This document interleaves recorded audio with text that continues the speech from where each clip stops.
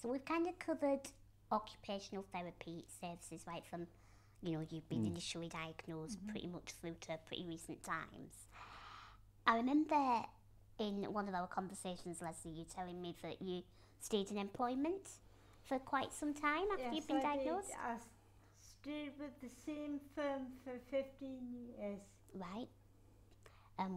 What was that like? Did they have to make adaptations for you? Yes, they made a lot of adaptations for us. They spent £20,000 on a new door entry system. Okay, brilliant. A flash electric door that came from Sweden. And it was put in specially for Leslie. Right. And I was only 2 keys and she had one. Right, okay. So do you think that was maybe more to do with the fact that you worked for quite a big employer that had that cash to spend on that? Did you have any sort of statutory support with staying in employment, like from the job centre or the employment service? Not from the job centre, but I was a union rep. Ah. Yes. Right. Yeah. Which frightened them a little bit. Yes, I think I think for all they did go that extra yard. I'll give them that, but they wouldn't have done it if she hadn't been a shop steward. Right. Obviously, I don't think that the company as a whole had come across too many people with disabilities, although the Disability Rights Bill was in operation. Would just be coming in, I think it was 1995 it yes, came in. So and being in an American company, they're not really forthcoming, are they? No. Yeah, they haven't got a very good reputation for people's skills, shall we say. Right, okay. But I will say that the management at the time really went the extra mile. Right. So at any point, did anybody with a bit of kind of expert knowledge about how somebody with MS that was progressing along the pattern that yours was could stay in employment for as long as possible? Maybe, maybe little adaptations that maybe you wouldn't have thought of because you didn't know they existed, but somebody with experience. Did that ever happen? Yes, Yeah. that was Did have the access to work people came from Manchester. Okay. Initially, they were very good. Stupid things like lowering all the benches so Leslie could get under, making sure that the disabled toilet wasn't filled up with cleaning equipment. Yeah. Yeah. Making sure that the clocking in clock was down to a level she could pick up. They got a new switchboard system where she could sit with the headphones on and squeeze the button off and on with her hand. Yeah. When her hand started to fail. But later on, obviously, when she had asked for another assessment, and that assessment wasn't favourable because Leslie's disease had progressed to such an extent that it was becoming blatantly obvious that the end was nigh. Okay. Yeah. So did you really feel in control of, saying, actually, I think I'm maybe ready to give up full-time employment now? Were you in control of that? More or less. She was in control, but she was adamant that she wasn't going to give up. Okay. And that's the way it worked out. Because for a good 3 or 4 years before, we had this conversation on numerous occasions. Do you not think it's time to step back? You were like, no. No. No. So we used to get up at 6 every morning. I had her ready in a wheelchair to go out the door at 7. We even had bicycle lamps on our electric wheelchair. So because she would drive herself across to work and drive herself back in her wheelchair. Adamant, I'm not giving up. Okay. And that's the way it worked out. At the end, I had to say, well, look, enough's enough. But pretty much, would you say it was a good experience? Has that been pretty positive? Well, it was. From my point of view, it was. Yeah. Because it gave her the reason to get out of bed. Yeah, of course. And Leslie's always been a strong person up until recently. But Okay, yeah, so good.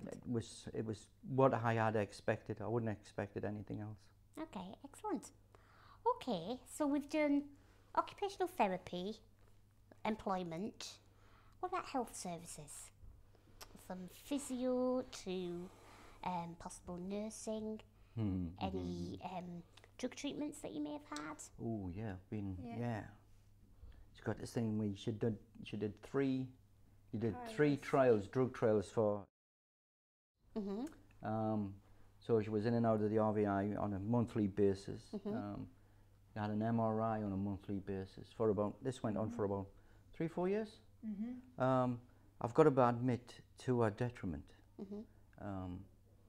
There was one. It was one Saturday. Was it a Saturday? You went to work? Oh yes. So I just started a new drug trial on a Thursday, and she went to, on the Saturday she went to work, and I'm looking at the clock. I'm thinking, where's she running late. So I was about to put my shoes on when I heard the front door go. So I opened the door and she's lying in a chair, and her mouth's all drawn and set. I thought, oh my Heck, God, something's not worked. stroke was my first thing, and I couldn't reach anybody at the RVI. And on the Sunday afternoon, after about 3 or 4 dozen phone calls, I spoke to the GP, and he said, best thing you to do, so take her in. So I picked her up, put her in the car, shot up to the RVI, carried her in bodily, and put her on a desk. I put her on a nurse's station desk. I go, what are you going to do about that? So as you can imagine, I was brown stuff flying all over the place. And within the space of 20 minutes, it was there. Took her into ICU, give her some medication, and she was released a week later. And that was the last one. As I said then, no more. Okay. Because the time before it was the time before was just as bad. She went for a blood test every time she saw the prof, blood test, and the MS nurse hadn't noticed that her blood count was dropping. So in the space of 9 months, she went from a normal blood count to the blood count of a cadaver. Right. And it wasn't until there was some really explosive physical changes. Took her again, emergency, to Wansbeck, and she had to have intravenous B12. So she's got enough B12 in her for a regiment. It's okay. So that was another 24 hours away from a casket. So after that one, I says enough. This is I know what you're trying to do, and we all would like to help as much as we can, but enough's enough.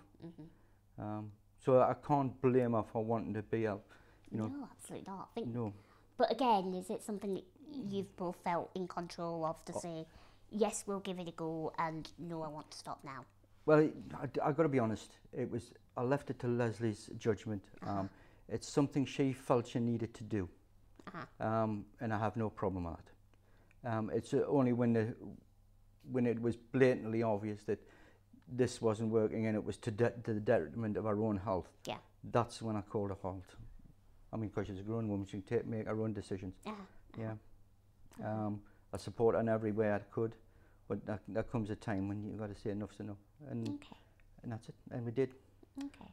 Whether it hastened the disease along or not, I wouldn't like to say. There's no way I could quantify that. Yeah, there's no way of knowing. No.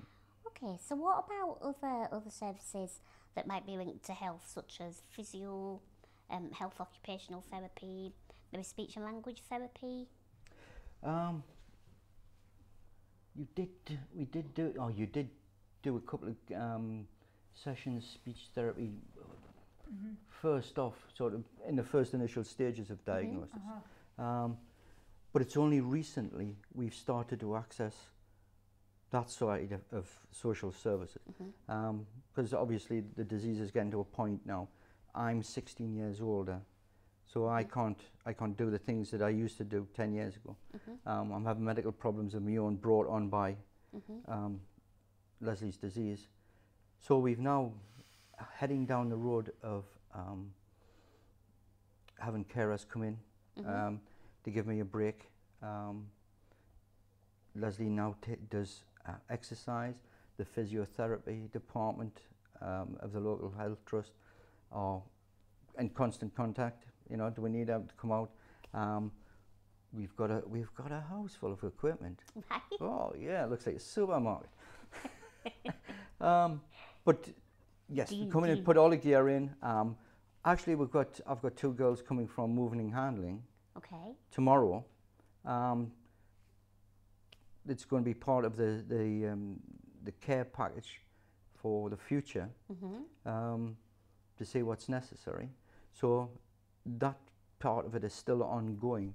I've got to admit that I'm a little disappointed in the sort of the vibe I'm getting back from social service when we were talking about this direct payment law. And it all comes down to, oh, we can't do that. Why? Health and safety. What about, I can't do that. Why? Health and safety. Why? I can't do that. Health and safety. And I think we haven't gotten to the end of the project yet, but I'm still very uncomfortable that the actual service is not going to be delivered because it's going to be against health and safety. To deliver it properly, to deliver what is necessary. Okay. Okay, that's really interesting. The equipment we have got, and there is potential for more equipment, is for me to use, not for the carers coming in to use. Right. Health and safety doesn't allow them to lift, move, push, pull, any of that sort of malarkey. So the question I then have to ask is, that being the case, how are they going to deliver their care that's necessary at the time? If the health and safety rules of the PCT are that they're not allowed to touch, lift, push, pull, whatever.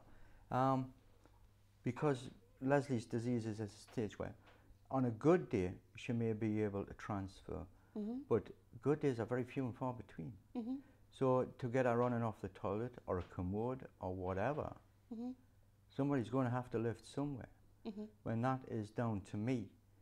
Now then, it's no good we paying money we get off the government, which is taxpayers' money, to these people to do this job, if they're not going to do the job because of made up health and safety rules.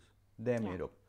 Because I'm sure if you talk to the health and safety executive, they would have a different story to this.